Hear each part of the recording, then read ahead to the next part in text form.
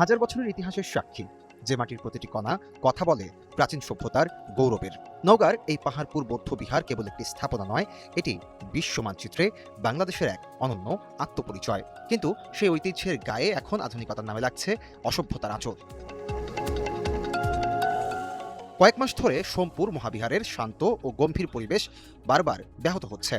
Viral হওয়ার নেশায় এক শ্রেণীর তরুণ তরুণী এখানে কুরুচিপূর্ণ ও অশালীন ভিডিও নির্মাণে মেতে উঠেছে। পাশাপাশি কিছু দর্শনার্থীর অসামাজিক কর্মকাণ্ড নিয়েও রয়েছে অভিযোগ। এতে নষ্ট হচ্ছে বিশ্ব ঐতিহ্যের এই প্রত্নতাত্ত্বিক নিদর্শনের পরিবেশ ও মর্যাদা। তিনটি স্থাপনাতে দেখা যাচ্ছে এটি ঐতিহ্যবাহী। এখানে অনেক দর্শনার্থী আসে।